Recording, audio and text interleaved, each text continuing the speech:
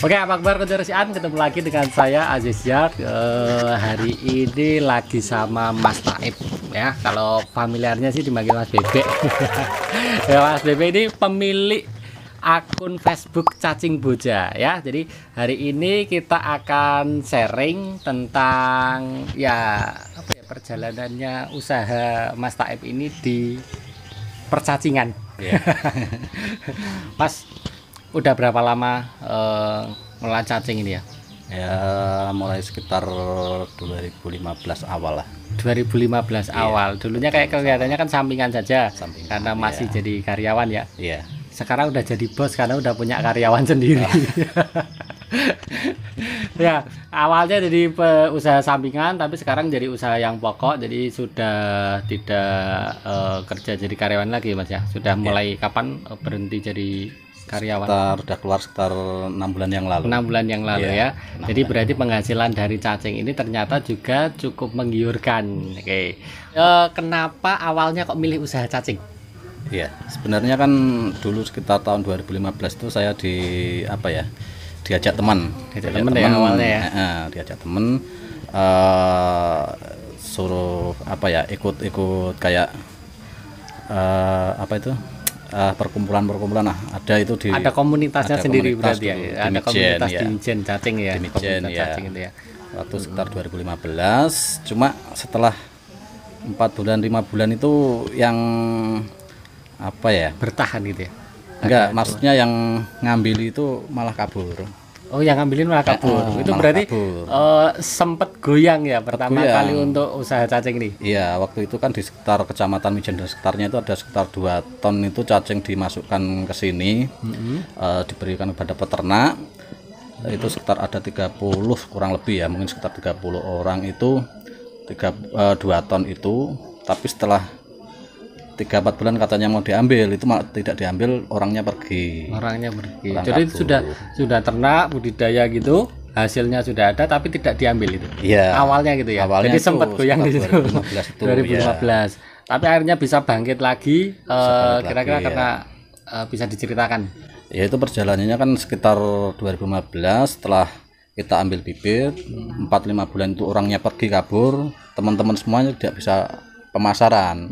Mungkin kalau kita beli ayam mungkin bisa kita bawa ke pasar, tapi kalau cacing kita nyari pasar sendiri, sulit sekali waktu itu. Oh gitu ya. Akhirnya saya masih bertahan cari pasar ke sana kemari. Akhirnya saya sudah dapat, teman-teman saya cari ternakannya itu sudah pada bubar, katakanlah sudah rampung lah, sudah nggak jalan lagi. Udah nggak jalan lagi. Akhirnya saya sekitar 2015 sampai 2018 saya positif fokus di ternak. 2018 mulai pemasaran. Oke, untuk masalah pemasaran nih Mas, kira-kira ada kendala apa enggak? Untuk kendala pemasaran itu memang dari awal-awalnya dulu ya. Dari awal-awalnya dulu kita harus memperkenalkan produk kita untuk mungkin warung-warung burung atau pemancingan itu. Pertama-tama kita memang harus sabar lah. Dalam artian sabar. Jadi usaha apapun harus sabar ya. Dalam artian sabar itu mungkin katakanlah dulu saya pernah kirim ke Pucang Gading, mungkin dari Boja ke Pucang Gading itu lumayan. 20 bungkus itu 40.000 uangnya. Itu kalau pakai bensin itu belum dapat apa-apa ya, makanya tapi sekarang alhamdulillah bisa sampai minta 100 bungkus ya, itu 100 berapa per toko ya? Per toko. Yang lainnya mungkin dalam satu jalur itu ada yang 50, ada yang 100 juga gitu. Makanya memang harus sabar sama telaten lah, intinya seperti itu ya. Jadi kendala di awal karena mungkin orang belum familiar dengan cacing ini, gitu ya. Intinya awalnya kan di situ ya. Awalnya di situ. Jadi memperkenalkan cacing, karena ternyata cacing itu untuk ternak, burung ataupun ikan ternyata gizinya katanya sangat luar biasa ya.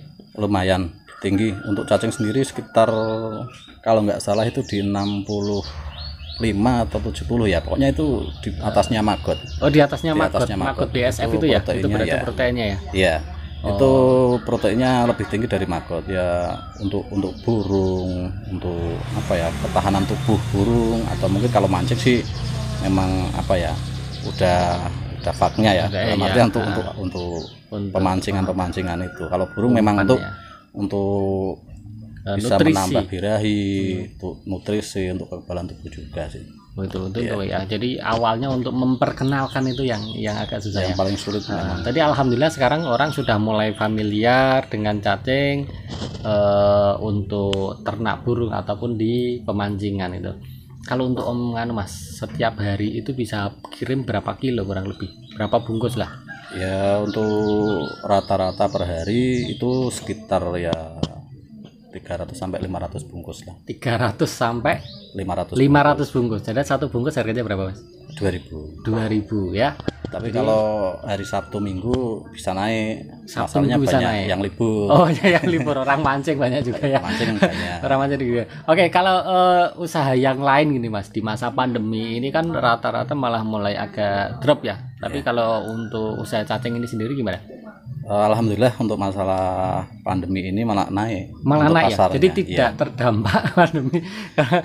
Malah lebih bagus. Malah lebih bagus ya, karena Iya. orang yang usaha mungkin yang peternakan di rumah juga semakin banyak.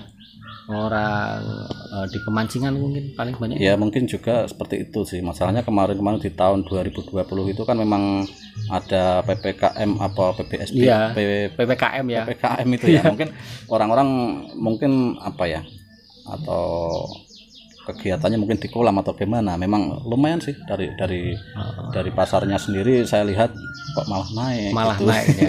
Oh ya, beberapa teman-teman itu kan ada yang di PPKM terus untuk ketahanan pangan di rumah mungkin gitu ya, pelihara entah lele atau ikan atau apa gitu, Bisa.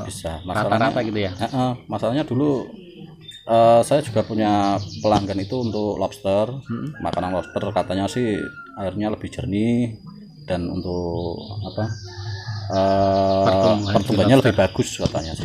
Ini kalau untuk ada yang untuk pakan lobster juga berarti. Lobster juga ada yang ambil sini lah.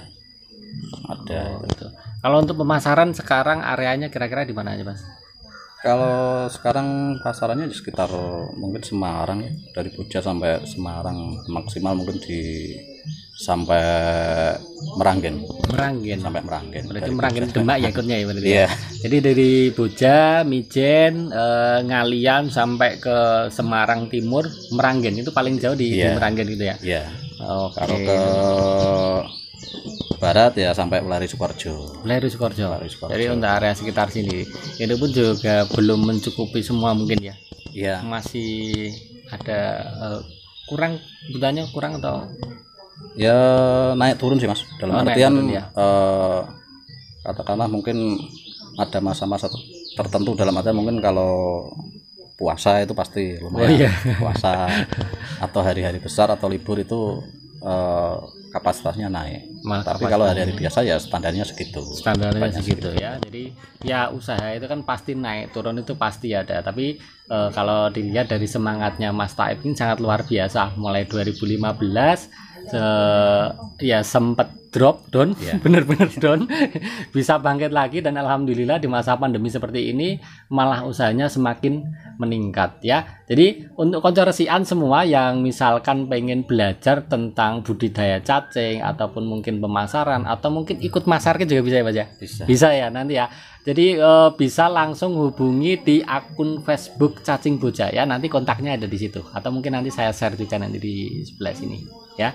Ini nomornya, silakan di save, dihubungi sendiri gitu. Oke, konco resikan semoga menginspirasi. Terima kasih Mas Bebek ya. Semoga bermanfaat untuk konco resikan semua. Sampai jumpa di episode selanjutnya. Salam konco resikan.